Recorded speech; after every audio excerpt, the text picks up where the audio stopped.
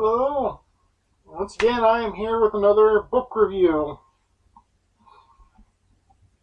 This time it's a horror novel. One of those ones where, a small town is assaulted by evil type of horror novels. This particular one is the recently released Chills by Mary Sangiovanni,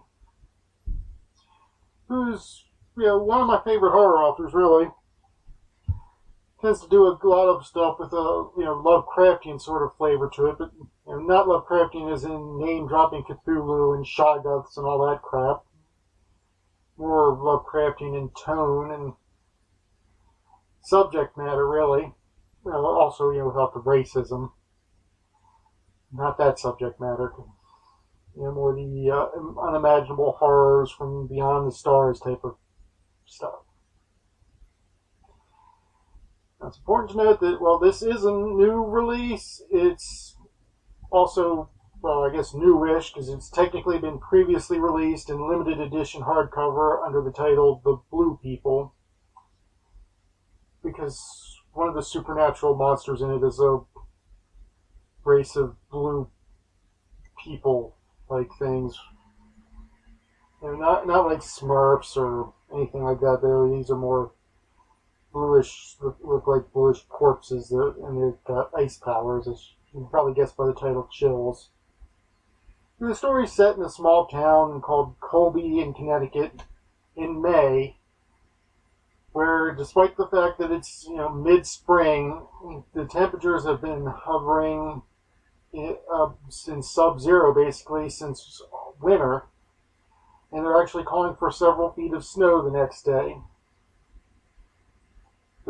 Meanwhile, the police find a dead body strung upside down, apparently attacked by animals, and with mystic rune carved in its back over a sort of pentacle type thing. I don't think it's an actual pentacle, it's just, an occult symbol-y thing. But, bloody icicles dripping down, all kinds of cool stuff like that. And so they have to call in an expert who just happens to live nearby and has apparently helped them before. An expert on the occult and stuff, and pretty soon the snow starts falling and monsters start popping up and ripping people to pieces.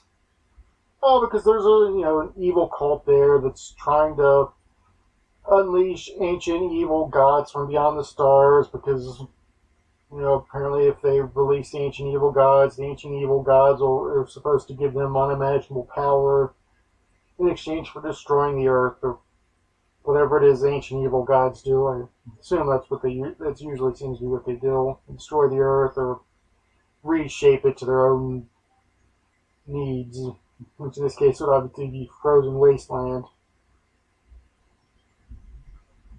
And that's as much of the plot as I can tell you without getting into too much spoilery stuff. So now I'll do my usual quick reading from the beginning of the book and then tell you my thoughts about it. Jack Glazier had worked Colby Township homicide for going on 9 long New England winters, but he had never seen blood freeze quite like that. It certainly had been cold the last few nights. It was the kind of weather that cast phantom outlines of frost over everything. That hoary white made grass, tree branches, cars, even houses looked fragile, like they might crack and shatter beneath the lightest touch. An icy wind that stabbed beneath the clothes and skin had been grating across the town of Colby for days now, and the place was raw. Jack hated the cold. He hated it even more when his profession brought him out on brittle early mornings like this one, where the feeble sunlight did little even to suggest the idea of heat. He had caught a murder case, a middle-aged John Doe found hanging upside down from the lowest branch of a massive oak tree at the northeastern edge of Edison Park. The body had been strung up off the ground by the right leg with some type of as yet unidentified rope. A crude hexagon had been dug roughly in the torn-up grass beneath the body. Scattered in those narrow trenches, he'd been told, the responding officers had found what they believed to be the contents of the man's pockets. which had been bagged as a potential starting point for identification. Jack glanced up at the silver dome of the sky with its gathering clouds of darker gray, and listened for a moment to the low wail of the wind slicing at the men gathered near the body. They worked silently, their minimal conversation encased in tiny breath puffs of white. The air carried a faint smell of freezer-burned meat that agitated Jack in a way the smell of dead bodies never really did. It made him think of lost things, things forgotten, way in the back of the dark, cold places, and left to rot slowly. There was no closure and no dignity in it. As you can probably tell, this novel, while it is a horror novel, does tend to also draw a fair amount on the mystery genre as well, specifically a police procedural, because all the main characters are either police officers or, yes, one of them is a former federal agent who now specializes in lending aid to police departments and such that are having trouble with occult crimes. And the book definitely has a fairly good pace. I mean, it starts off with the murder, and then there's a few chapters where they begin the investigation, but pretty quickly after that, the snow starts falling, the monsters come out, and people start dying.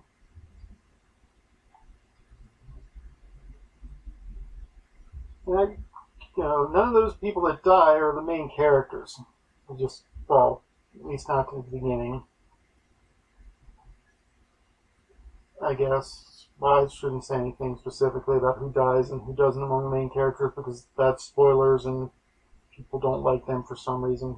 I don't give a crap about them, but there are also lots of scenes of background characters dying, like I complained about in the last horror review, but this one This one actually handled it a lot better. Instead of spending chapters and chapters with minor, unimportant characters who are just there to die, these, it's usually a few paragraphs, maybe a chapter at the most, with some minor character who dies to show the horrors that are going on in the town, basically. And there, it's definitely fairly horrific. There's all kinds of nasty monsters popping up and ripping people up into pieces and eating them, and or leaving the bodies to be buried under the snow, which is in itself almost like a monster in this story. This is often the case in winter-themed horror. This isn't the only winter-themed horror I've ever read. There are quite a few others. It's not one of the major genres, but there are others. This one I actually really enjoyed. I thought it's, fairly well written. It's lots of fun, and I actually thought it was kind of scary at points, which isn't something I often find in horror novels as much as I like them. Definitely something I recommend to horror fans, especially, ones who like a nice Lovecraftian twist. I'm going to give it, I liked it enough that I will give it my full 5 gas masks. Definitely something I think you should check out. In fact, you should probably check out some more of her books, because she is, as I said, Mary Sangiovanni is one of my favorite horror writers. And that's really all I have to say about this book. I'll be back again soon, hopefully with another review. Until then, keep on reading. Goodbye. If you like this video, please click subscribe or watch some of my older videos. If you think the book I reviewed sounds interesting, buy a copy. There are always links to the Amazon store in the description for this book and any other books I mentioned. If you have any suggestions on other books I could read, or any other comments, queries, insults, or anything else you want to say, please feel free to mention it in the comments section.